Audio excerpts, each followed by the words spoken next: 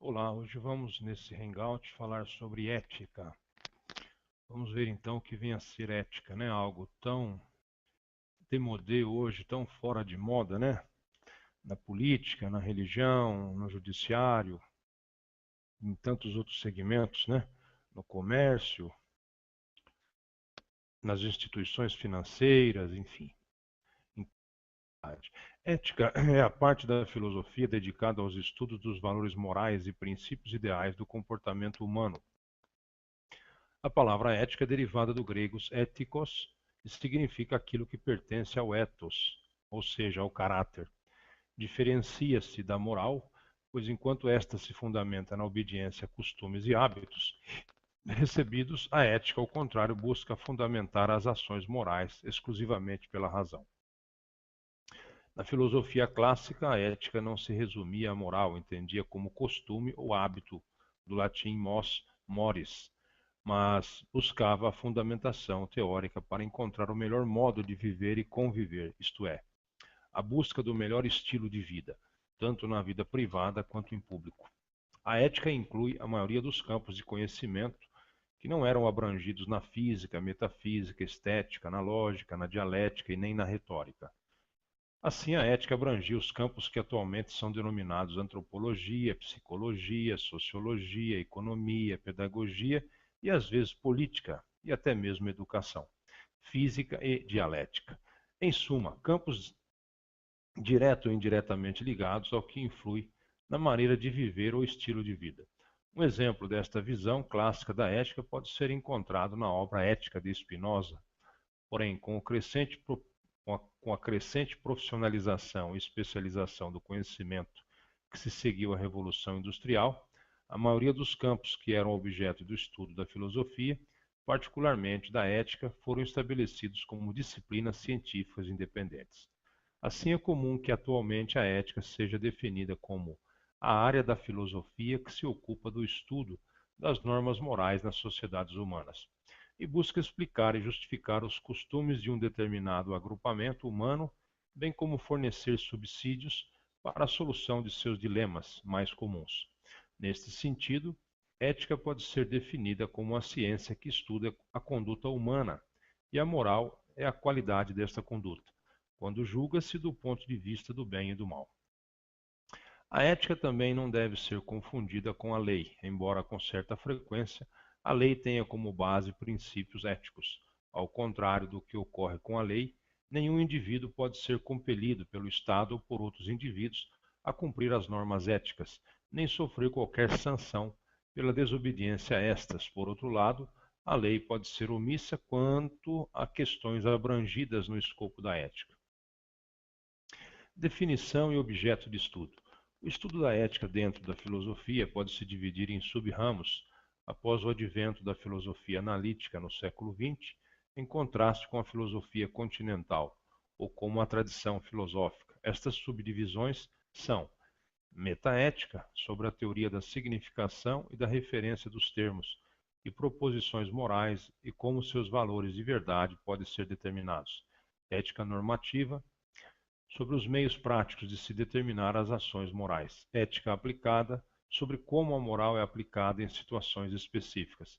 Ética descritiva, também conhecido como ética comparativa, é o estudo das visões, descrições e crenças que se tem acerca da moral. Termo. Em seu sentido mais abrangente, o termo ética implicaria um exame dos hábitos da espécie humana e do seu caráter em geral. Envolveria até mesmo uma descrição ou história dos hábitos humanos em sociedades específicas e em diferentes épocas.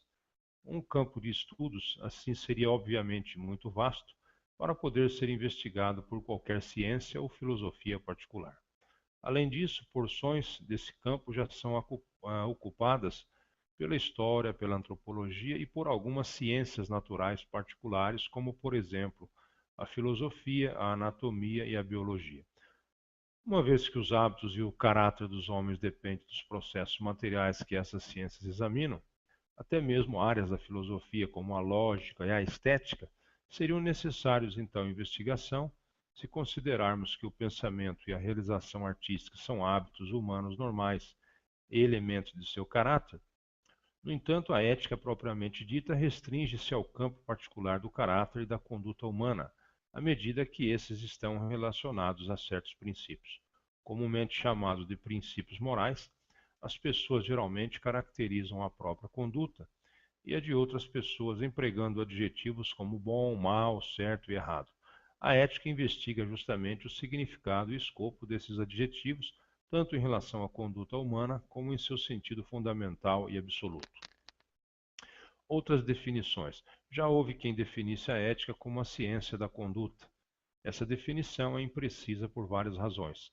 As ciências são descritas ou experimentais, mas uma descrição exaustiva de quais ações ou quais finalidades são ou foram chamadas, no presente e no passado, de boas ou más, encontra-se obviamente além das capacidades humanas. E os experimentos em questões morais, sem considerar as consequências práticas inconvenientes que provavelmente propiciaram, são inúteis para os propósitos da ética, pois a consciência moral seria instantaneamente chamada para a elaboração do experimento e para fornecer o tema de que trata o experimento. A ética é uma filosofia, não uma ciência. A filosofia é um processo de reflexão sobre os pressupostos subjacentes ao pensamento irrefletido. Na lógica e na metafísica, ela investiga, respectivamente, os próprios processos de raciocínio e as concepções de causa, substância, espaço e tempo, que a consciência científica ordinária não tematiza nem critica. No campo da ética, a filosofia investiga a consciência moral, que desde sempre pronuncia juízos morais sem hesitação e reivindica autoridade para submeter as críticas contínuas às instituições e formas de vida social que ela mesma ajudou a criar. Quando começa a especulação ética, concepções como as de dever, responsabilidade e vontade, tomadas como objetos últimos de aprovação e desaprovação moral, já estão dadas e já se encontram há muito tempo em operação. A filosofia moral, em certo sentido, não acrescenta nada a essas concepções, embora as apresente sob uma luz mais clara. Os problemas da consciência moral, no instante em que essa pela primeira vez se torna reflexiva, não se apresentam estritamente falando como problemas filosóficos. Ela se ocupa dessas questões justamente porque cada indivíduo que deseja agir corretamente é constantemente chamado a responder questões como, por exemplo, que ação particular atenderá aos critérios de justiça sob tais e tais circunstâncias? Ou que grau de ignorância permitirá que esta pessoa particular, nesse caso particular, exima-se de responsabilidade? A consciência moral tenta obter um conhecimento tão completo quanto possível das circunstâncias em que a ação considerada deverá ser executada, do caráter dos indivíduos que poderão ser afetados e das consequências, à medida que possam ser previstas, que a ação produzirá, para então, em virtude de sua própria capacidade de discriminação moral, pronunciar um juízo. O problema recorrente da consciência moral, o que devo fazer, é um problema que recebe uma resposta mais clara e definitiva à medida que os indivíduos se tornam mais aptos a aplicar, no curso de suas experiências morais, aqueles princípios da consciência moral que, desde o princípio, já eram aplicados naquelas experiências. Entretanto, há um sentido em que se pode dizer que a filosofia moral tem origem em dificuldades inerentes à natureza da própria moralidade. Embora permaneça verdade que as questões que a ética procura responder não são questões com as quais a própria consciência moral jamais tenha se confrontado. O fato de que os seres humanos dão respostas diferentes a problemas morais, que pareçam semelhantes, ou mesmo o simples fato de que as pessoas desconsideram, quando agem imoralmente, os preceitos e os princípios implícitos da consciência moral, produzirão certamente, cedo ou tarde, o desejo de, por um lado, justificar a ação imoral e pôr em dúvida a autoridade da consciência moral e a validade de seus princípios, ou de, por outro lado, justificar juízos morais particulares, seja por uma análise dos princípios morais envolvidos no juízo e por uma demonstração de sua aceitação universal, seja por alguma tentativa de provar que se chega ao juízo moral particular por um processo de inferência a partir de alguma concepção universal do supremo bem ou do fim último, do qual se podem deduzir todos os deveres ou virtudes particulares. Pode ser que a crítica da moralidade tenha início com uma argumentação contra as instituições morais e os códigos de ética existentes. Tal argumentação pode se originar da atividade espontânea da própria consciência moral. Mas quando essa argumentação torna-se uma tentativa de encontrar um critério universal de moralidade, sendo que essa tentativa começa a ser, com efeito, um esforço de tornar a moralidade uma disciplina científica, especialmente quando a tentativa é vista tal como deve ser vista afinal, como fadada ao fracasso, dado que a consciência moral supera todos os padrões de moralidade e realiza-se inteiramente nos visos particulares. Pode-se dizer, então, que tem início a ética como um processo de reflexão sobre a natureza da consciência moral. A ética, independente da dimensão em que se apresenta social ou individual, tem como objetivo servir a vida. Sua razão é o ser humano, seu bem-estar, de forma que provenha a felicidade. História da ética. Ética na filosofia pré-socrática. A especulação ética na Grécia não teve início abrupto e absoluto. Os preceitos de conduta ingênuos e fragmentários, que em todos os lugares são as mais antigas manifestações da nascente reflexão moral, são um elemento destacado na poesia gnômica do século VII e VI a.C. Sua importância é revelada pela tradicional enumeração dos sete sábios do século VI e sua influência sobre o pensamento ético é atestada pelas referências de Platão e Aristóteles. Mas desde tais pronunciamentos não científicos até a filosofia da moral, foi um longo percurso. Na sabedoria prática de Tales, um dos sete, não conseguimos discernir nenhuma teoria da moralidade. No caso de Pitágoras, que se destaca entre os filósofos pré-socráticos por ser o fundador não apenas de uma escola, mas de uma seita ou ordem comprometida com uma regra de vida que obrigava a todos os seus membros a uma conexão mais estreita entre as especulações moral e metafísica. A doutrina dos pitagóricos de que a essência da justiça concebida como retribuição equivalente era um número quadrado indica uma tentativa séria de estender ao reino da conduta sua concepção matemática do universo, e o mesmo se pode dizer de sua classificação do bem ao lado da unidade, da reta e semelhantes, e do mal ao lado das qualidades opostas. Ainda assim, o pronunciamento de preceitos morais por Pitágoras parece ter sido dogmático ou mesmo profético, em vez de filosófico, e ter sido aceito por seus discípulos numa reverência não filosófica, como o ipse dixit do mestre. Portanto, qualquer que tenha sido a influência da mistura pitagórica de noções éticas e matemáticas sobre Platão, e por meio deste sobre o pensamento posterior, não podemos ver a escola como uma precursora de uma investigação socrática que buscasse uma teoria da conduta completamente racional. O elemento ético do obscuro filosofar de Heráclito, 530 a 470 a.C., embora antecipasse o estoicismo em sua concepção de uma lei do universo, com o qual o sábio buscará se conformar, e de uma harmonia divina, no reconhecimento da qual encontrará sua satisfação mais verdadeira. É mais profunda, mas ainda menos sistemática. Apenas quando chegamos a Demócrito, um contemporâneo de Sócrates e último dos pensadores originais que classificamos como pré-socráticos, encontramos algo que se pode chamar de sistema ético.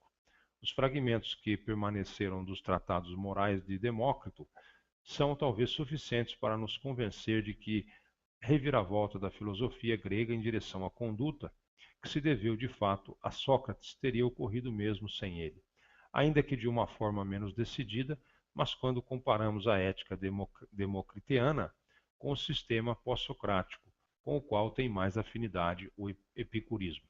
Descobrimos que ela exibe uma apresentação bem rudimentar das condições formais que o ensinamento moral deve atender, antes que possa reivindicar o tratamento dedicado às ciências. A verdade é que nenhum sistema de ética poderia ter sido construído até que se direcionasse a atenção à vagueza e inconsistência das opiniões morais comuns da humanidade. Para esse propósito, era necessário que o intelecto filosófico de primeira grandeza se concentrasse sobre os problemas da prática. Em Sócrates, encontramos pela primeira vez a requerida combinação de um interesse proeminente pela conduta com um desejo ardente por conhecimento. Os pensadores pré-socráticos devotaram-se todos principalmente a pesquisa ontológica, mas pela metade do século V a.C., o conflito entre seus sistemas dogmáticos havia levado algumas das mentes mais afiadas a duvidar da possibilidade de se penetrar no segredo do universo físico. Essa dúvida encontrou expressão no ceticismo arrazoado de Górgias e produziu a famosa proposição de Protágoras de que a apreensão humana é o único padrão de existência. O mesmo sentimento levou Sócrates a abandonar as antigas investigações físico-metafísicas. Essa desistência foi incentivada, sobretudo, por uma piedade ingênua que a proibia de procurar coisas cujo conhecimento os deuses pareciam ter reservado apenas para si mesmos. Por outro lado, exceto em ocasiões de especial dificuldade, nas quais se poderia recorrer a presságios e oráculos, eles haviam deixado à razão humana a regulamentação da ação humana. A essa investigação, Sócrates dedicou seus esforços. Ética sofística. Embora Sócrates tenha sido o primeiro a chegar a uma concepção adequada dos problemas da conduta, a ideia geral não surgiu com ele. A reação natural contra o dogmatismo metafísico e ético dos antigos pensadores havia alcançado seu clímax com os sofistas. Górgias e Protágoras são apenas dois representantes do que, na verdade, foi uma tendência universal a abandonar a teorização dogmática e estritamente ontológica e a se refugiar nas questões práticas, especialmente, como era natural na cidade-estado grega, nas relações cívicas do cidadão. A educação oferecida pelos sofistas não tinha por objetivo nenhuma teoria geral da vida, mas propunha-se ensinar a arte de lidar com os assuntos mundanos e administrar negócios públicos.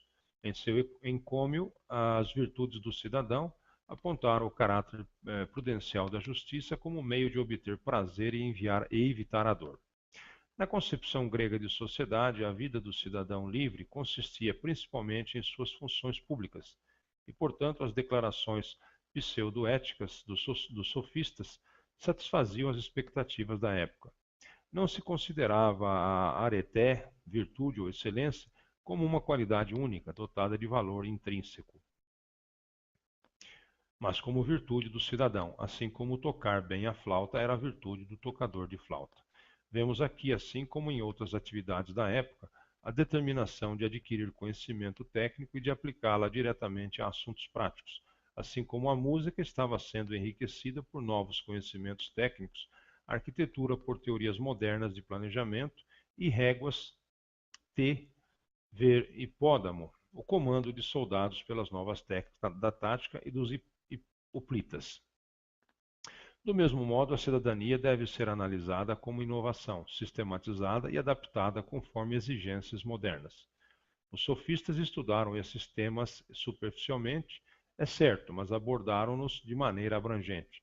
E não é de se estranhar que tenham lançado mão dos métodos que se mostraram bem-sucedidos na retórica e tenham-nos aplicado a ciência e arte das virtudes cívicas. O Protágoras de Platão alega, não sem razão, que ao ensinar a virtude eles simplesmente faziam sistematicamente o que todos os outros faziam, de modo caótico. Mas no verdadeiro sentido da palavra, os sofistas não dispunham de um sistema ético, nem fizeram contribuições substanciais, salvo por um contraste com a especulação ética, simplesmente analisaram as fórmulas convencionais de maneira bem semelhante de certos moralistas, assim chamados científicos. Ética socrática e seus discípulos. A essa arena de senso comum e vagueza, Sócrates trouxe um novo espírito crítico e mostrou que esses conferencistas populares, a despeito de sua fértil eloquência, não podiam defender suas posições fundamentais nem sequer oferecer definições racionais do que alegavam explicar. Não só eram assim ignorantes, como também perenemente inconsistentes ao lidar com casos particulares. Desse modo, com o auxílio de sua famosa dialética, Sócrates primeiramente chegou ao resultado negativo de que os pretensos mestres do povo eram tão ignorantes quanto ele mesmo afirmava ser, e em certa medida justificou o encômio de Aristóteles de ter prestado o serviço de introduzir a indução e as definições na filosofia.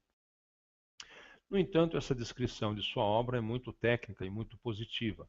se a avaliamos com base nos primeiros diálogos de Platão, em que o verdadeiro Sócrates encontra-se menos alterado.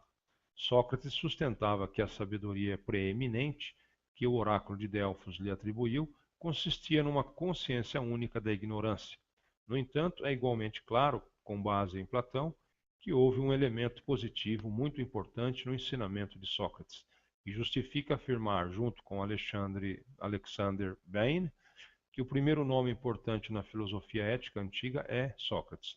A união dos elementos positivo e negativo de sua obra tem causado não pouca perplexidade entre os historiadores e não podemos salvar a consistência do filósofo a menos que reconheçamos algumas doutrinas a ele atribuídas por Xenofonte como meras tentativas provisórias.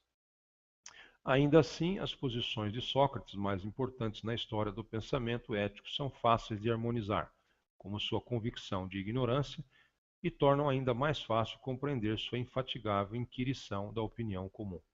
Enquanto mostrava claramente a dificuldade de adquirir conhecimento, Sócrates estava convencido de que somente o conhecimento poderia ser a fonte de um sistema coerente da virtude, assim como o erro estava na origem do mal. Assim, Sócrates, pela primeira vez na história do pensamento, propõe uma lei científica positiva de conduta: a virtude é conhecimento. Esse princípio envolvia o paradoxo de que a pessoa que sabe o que é o bem não pratica o mal. Mas esse é um paradoxo derivado de seus truísmos irretorquíveis. Toda pessoa deseja o seu próprio bem e obtê-la-ia se pudesse.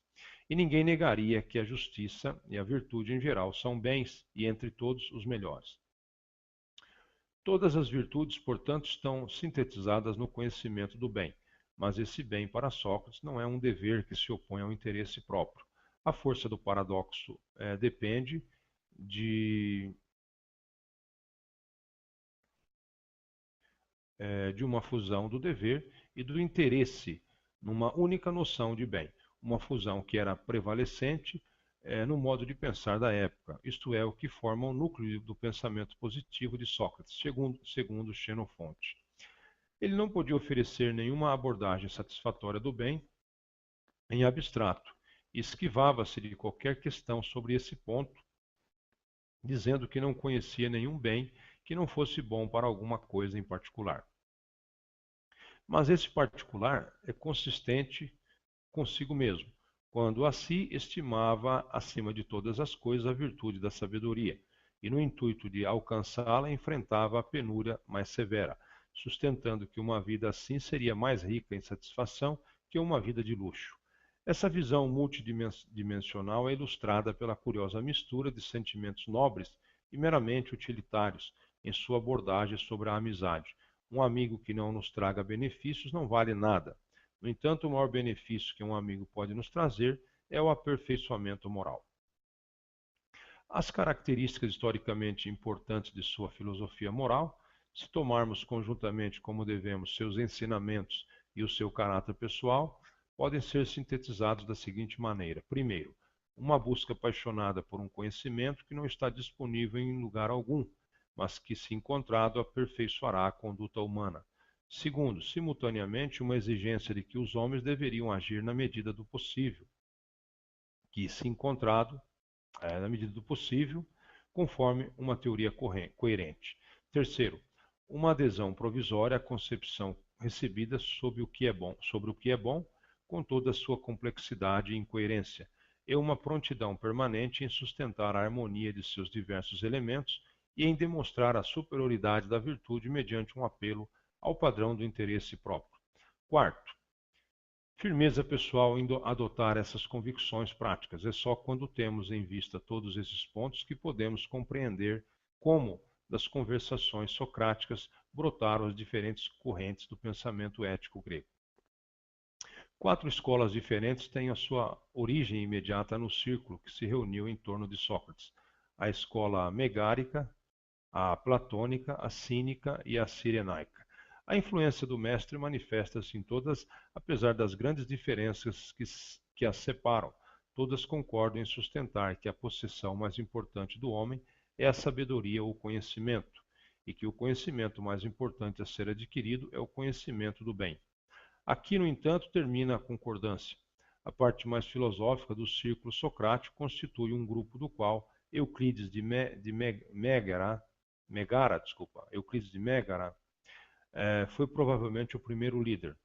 Esse grupo admitia que o bem era objeto de uma investigação ainda inconclusa e foram levados a identificá-lo com o segredo do universo e, desse modo, a passar da ética à metafísica. Outros, cujas exigências por conhecimento eram mais facilmente satisfeitas e estavam ainda sob a impressão causada pelo lado positivo e prático dos ensinamentos do mestre, tornaram a busca um assunto bem mais simples, consideraram que o bem já era conhecido e sustentaram que a filosofia consistia na aplicação rígida desse conhecimento às ações. Entre esses estavam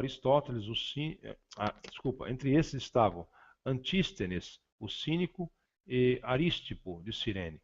Em virtude de ambos terem admitido o dever de viver consistentemente conforme a teoria, em vez de conduzi-la por impulso ou pelo costume, em virtude de sua noção de um novo valor conferido à vida por meio dessa racionalização, e em virtude de seus esforços em manter uma firmeza inabalável, calma e tranquila, de têmpera socrática, é que reconhecemos Antístenes e Arístipo como homens socráticos, apesar de terem dividido a doutrina positiva do mestre em sistemas diametralmente opostos. Acerca de seus princípios conflitantes, podemos dizer que, enquanto Arístipo efetivou a transição lógica mais óbvia para reduzir os ensinamentos de Sócrates a uma clara unidade dogmática, Antístenes certamente extraiu a inferência mais natural que se poderia tirar da vida socrática.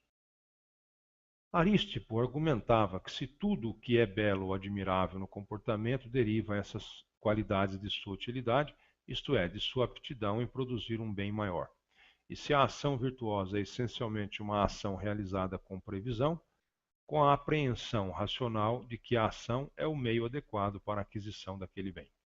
Então aquele bem só pode ser o prazer. Arístipo sustentava que os prazeres e dores corporais são os mais incisivos, mas não parece ter defendido essa ideia em termos de uma teoria materialista, pois admitia a existência de prazeres exclusivamente mentais, tais como alegrar-se com a prosperidade da terra natal.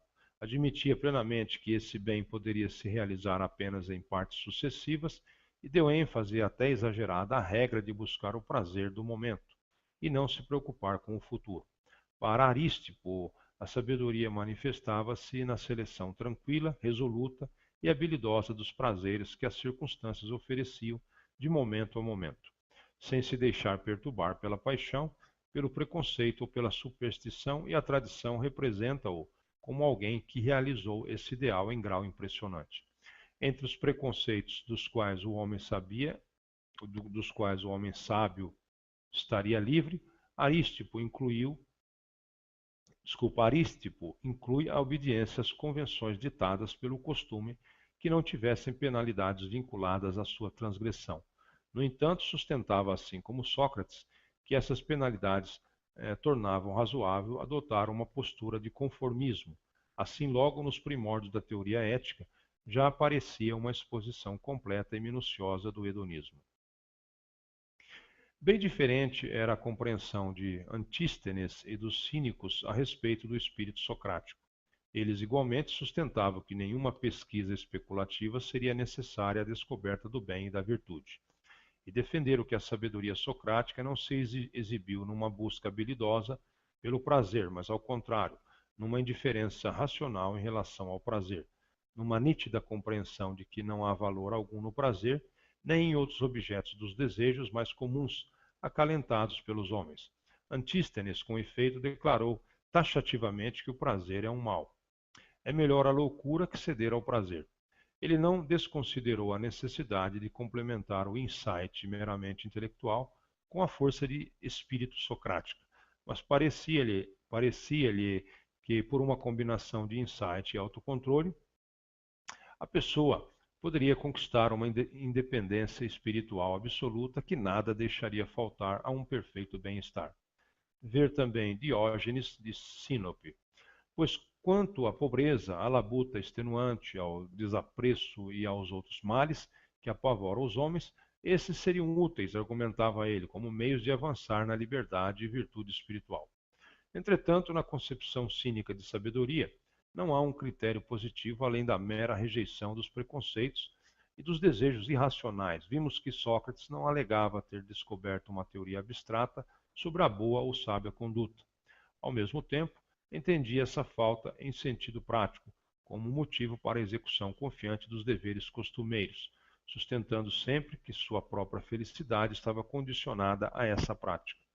Os cínicos, de modo mais ousado, descartaram tanto o prazer como o mero costume por considerarem ambos irracionais, mas ao fazerem isso, deixaram a razão liberada sem nenhum objetivo definido, além de sua própria liberdade. É absurdo, tal como Platão apontou, dizer que o conhecimento é o bem e depois, quando nos indagam conhecimento de quê, não ter outra resposta positiva senão do bem. Mas os cínicos não parecem ter feito nenhum esforço sério de escapar a esse contrassenso. As concepções mais extremas dessas duas escolas socráticas serão retomadas quando chegarmos às escolas pós-aristotélicas, mas antes devemos esboçar o modo como a teoria socrática foi elaborada por Platão e Aristóteles. Platão. A ética de Platão não pode ser adequadamente tratada como um produto acabado, mas antes como um movimento contínuo a partir da posição de Sócrates em direção ao sistema mais completo e articulado de Aristóteles, exceto por sugestões de teor ascético e místico em algumas partes dos ensinamentos de Platão que não encontram correspondência em Aristóteles e que de fato desaparecem da filosofia grega logo após a morte de Platão, para bem mais tarde ressurgirem e serem entusiasticamente desenvolvidos pelo neopitagorismo e pelo neoplatonismo. O primeiro ponto em que podemos identificar uma concepção ética platônica distinta da de Sócrates está presente no Protágoras. Nesse diálogo, Platão envida esforços genuínos, embora nitidamente tenteadores, em definir o objeto daquele conhecimento que ele e seu mestre consideravam ser a essência de toda a virtude. Esse conhecimento seria, na verdade, uma mensuração de prazeres e dores, por meio da qual o sábio evita erroneamente subestimar as sensações futuras em comparação com o que se costuma chamar de ceder ao medo e ao desejo. Esse hedonismo tem intrigado os leitores de Platão, mas não há razão para perplexidades, pois, como dissemos ao tratar dos cirenaicos, o hedonismo é o corolário mais óbvio daquela doutrina socrática segundo a qual cada uma das diferentes noções de bem, o belo, o prazeroso e o útil deve ser de alguma forma interpretada em termos das outras. No que diz respeito a Platão, no entanto, essa conclusão só podia ser mantida enquanto ele não tivesse executado o movimento intelectual de levar o método socrático para além do campo do comportamento humano e desenvolver um sistema metafísico. Esse movimento pode ser expresso da seguinte maneira: se soubéssemos, dizia Sócrates, o que é a justiça, seríamos capazes de apresentar uma definição da justiça. O verdadeiro conhecimento deve ser um conhecimento do fato geral, como a todos os casos individuais aos quais aplicamos a noção geral. Mas isso também é verdade em relação a outros objetos de pensamento e discurso. A mesma relação entre noções gerais e exemplos particulares se estende por todo o universo físico. Só podemos pensar e falar sobre ele por meio de tais noções. O conhecimento verdadeiro ou científico, portanto, deve ser um conhecimento geral, relacionado primariamente não aos indivíduos, mas aos fatos ou quantidades gerais que os indivíduos exemplificam. De fato, a noção do indivíduo, quando examinada, mostra-se como um agregado daquelas qualidades gerais. Mas novamente o objeto do verdadeiro conhecimento deve ser o que realmente existe, assim a realidade do universo deve se apoiar em fatos ou relações gerais, e não nos indivíduos que exemplificam tais fatos e relações. Até aqui os processos são suficientemente claros, mas ainda não vemos como esse realismo lógico, como foi posteriormente chamada essa posição, resulta no caráter essencialmente ético do platonismo. A filosofia de Platão está voltada para o universo interior do ser, no entanto, objeto último de sua contemplação filosófica ainda é o bem, agora considerado como o fundamento último de todo o ser e de todo o conhecimento, ou seja, a essência do universo é identificada com esse fim. A causa formal das coisas é identificada como a sua causa final, conforme a posterior terminologia aristotélica. Como isso ocorre? Talvez a melhor maneira de explicá-lo esteja num retorno à aplicação original do método socrático aos assuntos humanos. Uma vez que toda atividade racional tem em vista alguma finalidade, as diferentes artes e funções da indústria humana são naturalmente definidas por uma declaração sobre seus usos ou finalidades analogamente. Ao oferecer uma explicação sobre os vários artistas e funcionários, apresentamos necessariamente as suas finalidades, aquilo em que eles são bons. Numa sociedade organizada, segundo os princípios socráticos, todos os seres humanos seriam designados para alguma utilidade. A essência de suas vidas consistiria em fazer aquilo em que são bons, o seu ergon próprio. Mas, novamente, é fácil estender essa concepção para todo o campo da vida organizada. Um olho que não alcança sua finalidade de enxergar está destituído da essência do olho. Em resumo, podemos dizer acerca de todos os órgãos e instrumentos que eles são o que pensamos deles à medida que cumprem a sua função e alcançam sua finalidade.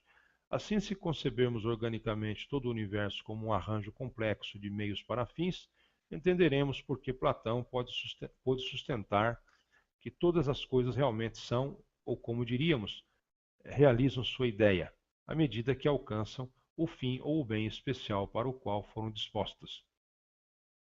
Mesmo Sócrates, apesar de sua aversão à física, foi levado pela reflexão piedosa a expor uma visão ideológica do mundo físico, um mundo organizado em todas as suas partes pela sabedoria divina para a realização de alguma finalidade divina, e a viragem metafísica que Platão imprimiu a essa visão foi provavelmente antecipada por Euclides de Megara, que sustentava que o único ser real é aquilo que chamamos por diversos nomes: bem, sabedoria, razão ou Deus, aos quais Platão alçando a identificação socrática da beleza com a utilidade a um significado mais elevado, acrescentou o nome de belo absoluto, ao explicar como o amor à beleza mostra-se, em última instância, como um anseio pela finalidade e pela essência do ser.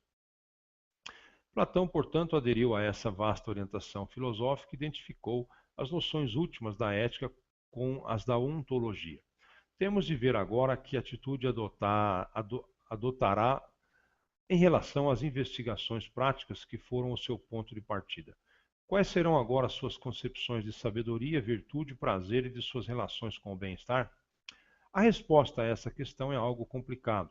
Em primeiro lugar, temos de observar que a filosofia agora saiu da praça do mercado e entrou na sala de aula. Sócrates buscava uma arte de se conduzir que seria exercida num mundo prático e entre semelhantes. Mas se os objetos do pensamento abstrato constituem o mundo real, do qual esse mundo de coisas individuais é apenas uma sombra, é evidente que a vida mais elevada e mais real será encontrada naquela primeira região, não nessa última. A verdadeira vida do espírito deve consistir na contemplação da realidade abstrata que as coisas concretas obscuramente representam, na contemplação do arquétipo ou ideal que os indivíduos sensíveis imitam imperfeitamente, e como o homem é mais verdadeiramente homem à medida que se identifica com a sua mente. O desejo pelo bem de si mesmo, que Platão, segundo Sócrates, sustentava ser permanente e essencial em todas as coisas vivas, revela-se em sua forma mais elevada como um anseio filosófico por conhecimento. Esse anseio surge, assim como a maioria dos impulsos sensuais, como uma percepção de que nos falta alguma coisa anteriormente possuída, alguma coisa da qual mantemos uma memória latente na alma. No aprendizado de uma verdade abstrata por demonstração científica, simplesmente tornamos explícito o que já sabíamos implicitamente. Trazemos à clareza da consciência as memórias ocultas decorrentes de um estado anterior em que a alma contemplava diretamente a realidade e o bem, antes de ela ser aprisionada num corpo estranho e antes da mistura de sua verdadeira natureza com os sentimentos e impulsos carnais. Chegamos assim ao paradoxo de que a verdadeira arte de viver é, na verdade, uma arte de morrer para os sentidos, a fim de existir em estreita união com a bondade e a beleza absoluta.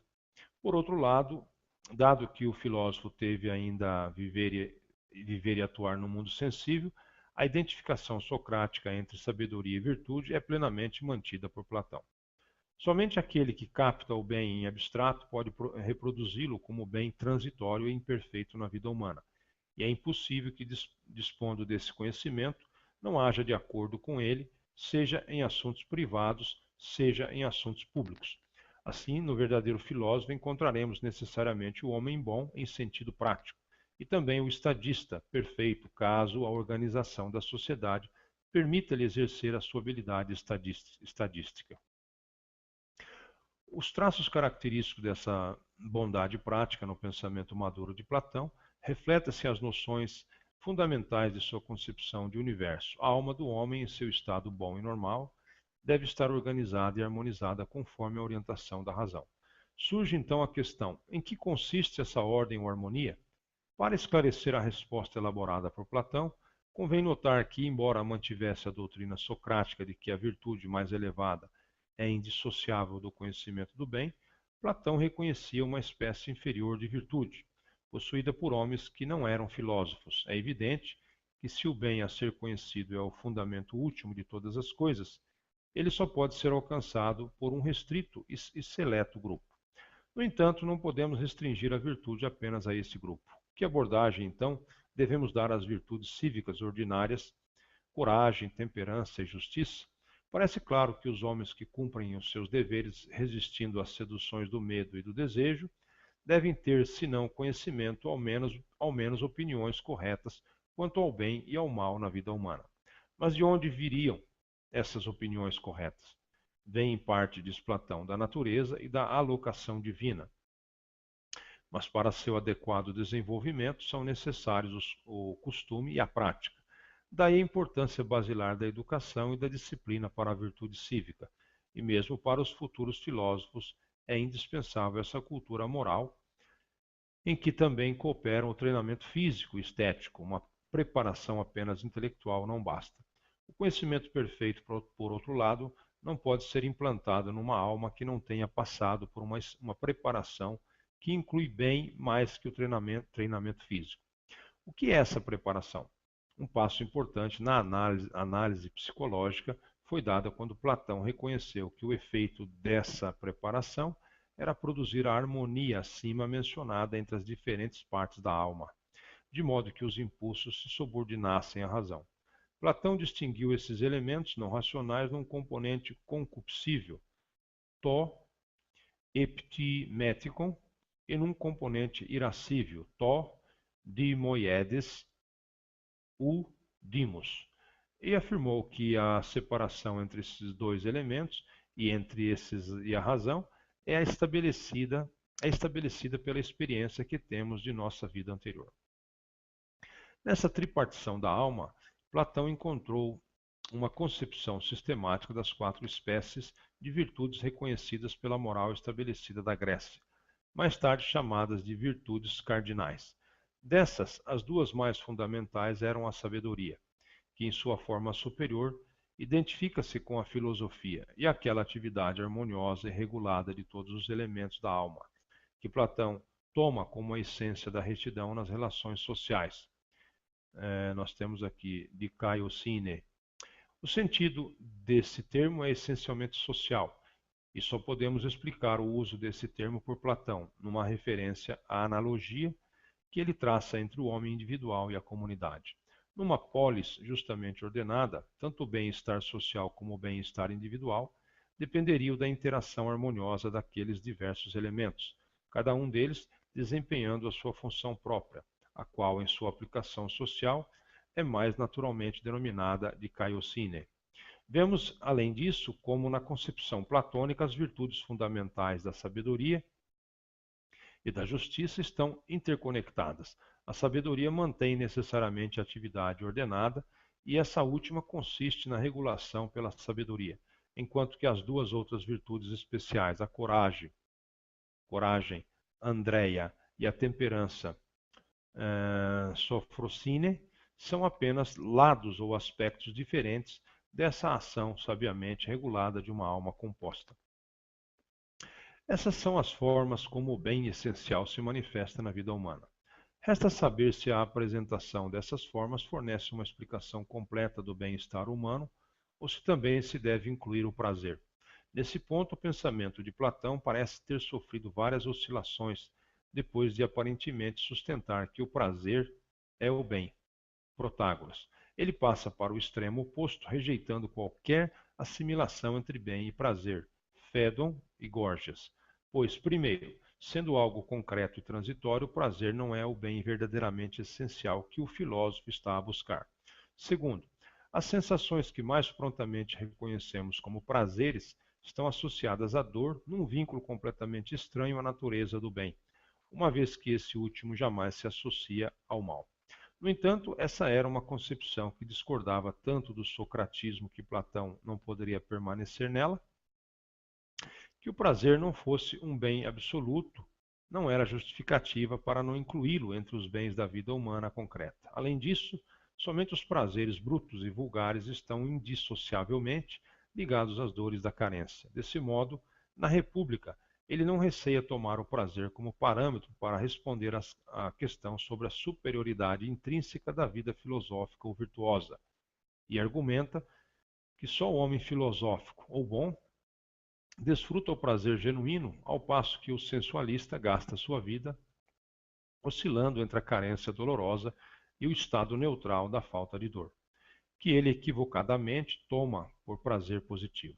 Ainda mais enfaticamente, declara-se nas leis que quando estamos dissertando para homens, não para deuses, devemos mostrar que a vida que estimamos como a melhor e mais nobre é também aquela em que o prazer supera em maior proporção a dor. Mas, embora Platão mantenha que essa conexão inquebrantável entre o melhor e o mais prazeroso seja verdadeira e importante, é apenas em benefício do vulgo que ele dá essa ênfase ao prazer, pois na comparação mais filosófica apresentada no Filebo, entre as alegações do prazer e as da sabedoria, as primeiras são completamente subjugadas. Aristóteles, em sua obra Ética a Nicômaco, afirma que a felicidade eidemônia não consiste nem nos prazeres, nem nas riquezas, nem nas honras, mas numa vida virtuosa. A virtude areté, por sua vez, se encontra num justo meio entre os extremos, que será encontrada por aquele dotado de prudência, frônesis, e educado pelo hábito no seu exercício. Para Epicuro, a felicidade consiste na busca do prazer, que ele definia como um estado de tranquilidade e de libertação da superstição e do medo, ataraxia, assim como a ausência de sofrimento, aponia. Para ele, a felicidade não é a busca desenfreada de bens e prazeres corporais, mas o prazer obtido pelo conhecimento, amizade e uma vida simples. Por exemplo, ele argumentava que ao comermos obtemos prazer não pelo excesso ou pelo luxo culinário, que leva a um prazer fortuito, seguido pela insatisfação, mas pela moderação que torna o prazer um estado de espírito constante, mesmo se nos alimentarmos simplesmente de pão e água. Para os estoicos, a felicidade consiste em viver de acordo com a lei racional da natureza e aconselha a indiferença, a apatia, em relação a tudo que é externo. O homem sábio obedece à lei natural, reconhecendo-se como uma peça na grande ordem e propósito do universo, devendo assim manter a serenidade e a indiferença perante as tragédias e alegrias. Para os céticos da antiguidade, nada podemos saber, pois sempre há razões igualmente fortes para afirmar ou negar qualquer teoria. Além do que toda teoria é indemonstrável, um dos argumentos é que toda demonstração exige uma demonstração e assim ad infinitum. Defender qualquer teoria, então, traz sofrimentos desnecessários e inúteis. Assim, os céticos advogavam a suspensão do juízo, eporqué, por exemplo, aquele que não imagina que a dor é um mal, não sofre senão da dor presente, enquanto que aquele que julga a dor um mal duplica seu sofrimento e mesmo sofre sem dor presente, sendo a mera ideia do mal da dor às vezes mais dolorosa que a própria dor. Ética na Idade Média, no Renascimento e no Iluminismo. Enquanto na antiguidade todos os filósofos entendiam a ética como o estudo dos meios de se alcançar a felicidade, eudaimonia, e investigaram o que significa felicidade na Idade Média, a filosofia foi dominada pelo cristianismo e pelo islamismo, e a ética se centralizou na moral como interpretação dos mandamentos e preceitos religiosos. No Renascimento e nos séculos XVII e XVIII, os filósofos redescobriram os temas éticos da antiguidade. E a ética foi entendida novamente como o estudo dos meios de se alcançar o bem-estar, a felicidade e o bom modo de conviver, tendo por base sua fundamentação pelo pensamento humano e não por preceitos recebidos das tradições religiosas. Spinoza, em sua obra Ética, afirma que a felicidade consiste em compreender e criar as circunstâncias que aumentem nossa potência de agir e de pensar, proporcionando o afeto de alegria e libertando-nos das determinações alheias, paixões, isto é, afirmando a necessidade de nossa própria natureza, conatus. Unicamente a alegria nos leva ao amor, alegria que associamos a uma causa exterior a nós, no cotidiano e na convivência com os outros, enquanto a tristeza jamais é boa, intrinsecamente relacionada ao ódio, tristeza que associamos a uma causa exterior a nós. A tristeza sempre é destrutiva. Spinoza dizia, quanto aos dominados pelas paixões, não rir nem chorar, mas compreender. Visão. A ética tem sido aplicada na economia, política e ciência política, conduzindo a muitos distintos e não relacionados campos da ética aplicada, incluindo ética nos negócios e marxismo. Também tem sido aplicada a estrutura da família, a sexualidade e como a sociedade vê o papel dos indivíduos, conduzindo a campos da ética muito distintos e não relacionados, como o feminismo e a guerra, por exemplo.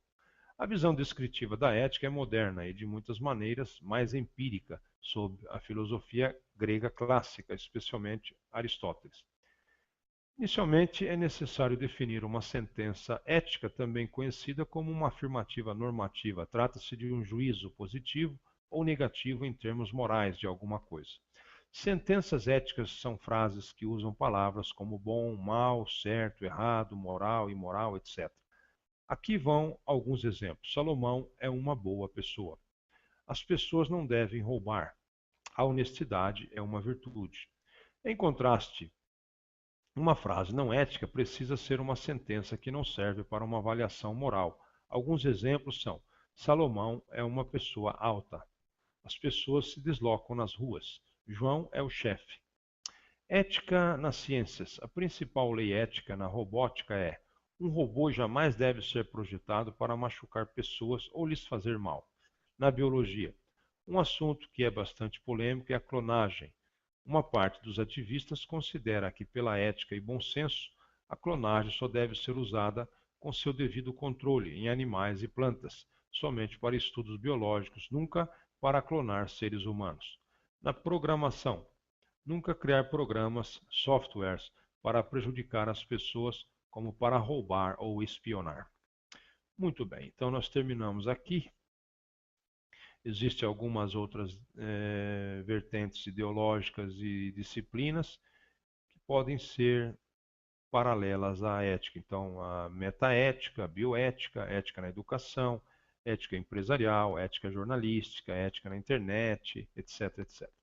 Então, nós vamos ficar por aqui, um assunto bastante abrangente, mas que nós falamos de forma resumida e superficial, mas para nós termos um entendimento do que vem a ser a ética. Então, até um próximo hangout e obrigado pela paciência e pela atenção.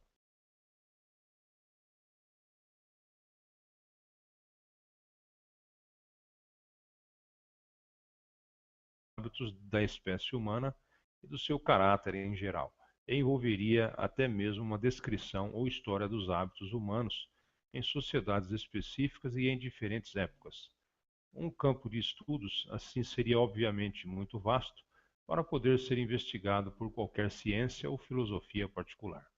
Além disso, porções desse campo já são ocupadas pela história, pela antropologia e por algumas ciências naturais particulares, como, por exemplo, a filosofia, a anatomia e a biologia. Uma vez que os hábitos e o caráter dos homens dependem dos processos materiais que essas ciências examinam, até mesmo áreas da filosofia como a lógica e a estética seriam necessários então investigação se considerarmos que o pensamento e a realização artística são hábitos humanos normais e elementos de seu caráter. No entanto, a ética propriamente dita restringe-se ao campo particular do caráter e da conduta humana, à medida que esses estão relacionados a certos princípios. A ética, ao contrário, busca fundamentar as ações morais exclusivamente pela razão. Na filosofia clássica, a ética não se resumia à moral, entendia como costume ou hábito, do latim mos, mores, mas buscava a fundamentação teórica para encontrar o melhor modo de viver e conviver, isto é, a busca do melhor estilo de vida, tanto na vida privada quanto em público. A ética inclui a maioria dos campos de conhecimento que não eram abrangidos na física, metafísica, estética, na lógica, na dialética e nem na retórica. Assim, a ética abrangia os campos que atualmente são denominados antropologia, psicologia, sociologia, economia, pedagogia e às vezes política e até mesmo educação, física e dialética. Em suma, campos direto ou indiretamente ligados ao que influi na maneira de viver ou estilo de vida. Um exemplo desta visão clássica da ética pode ser encontrado na obra Ética de Spinoza, porém, com o crescente com a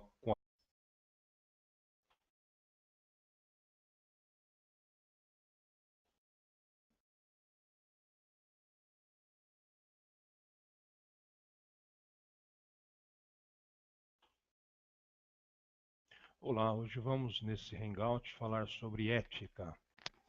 Vamos ver então o que vem a ser ética, né? Algo tão demodé hoje, tão fora de moda, né? Na política, na religião, no judiciário, em tantos outros segmentos, né? No comércio, nas instituições financeiras, enfim. Ética é a parte da filosofia dedicada aos estudos dos valores morais e princípios ideais do comportamento humano. A palavra ética é derivada do grego ethikos e significa aquilo que pertence ao ethos, ou seja, ao caráter. Diferencia-se da moral, pois enquanto esta se fundamenta na obediência a costumes e hábitos, recebidos a crescente profissionalização e especialização do conhecimento que se seguiu à Revolução Industrial, a maioria dos campos que eram objeto do estudo da filosofia, particularmente da ética, foram estabelecidos como disciplinas científicas independentes. Assim, é comum que atualmente a ética seja definida como a área da filosofia que se ocupa do estudo das normas morais nas sociedades humanas e busca explicar e justificar os costumes de um determinado agrupamento humano, bem como fornecer subsídios para a solução de seus dilemas mais comuns. Neste sentido, ética pode ser definida como a ciência que estuda a conduta humana, e a moral é a qualidade desta conduta, quando julga-se do ponto de vista do bem e do mal. A ética também não deve ser confundida com a lei, embora com certa frequência a lei tenha como base princípios éticos.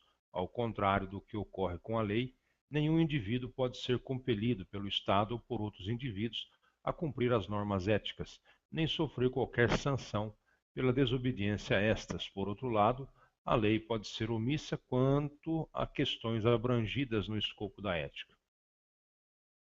Definição e objeto de estudo. O estudo da ética dentro da filosofia pode se dividir em sub-ramos após o advento da filosofia analítica no século XX, em contraste com a filosofia continental, ou como a tradição filosófica. Estas subdivisões são metaética, sobre a teoria da significação e da referência dos termos, e proposições morais e como seus valores de verdade podem ser determinados. Ética normativa, sobre os meios práticos de se determinar as ações morais. Ética aplicada, sobre como a moral é aplicada em situações específicas. Ética descritiva, também conhecido como ética comparativa, é o estudo das visões, descrições e crenças que se tem acerca da moral. Termo. Em seu sentido mais abrangente, o termo ética implicaria um exame dos hábitos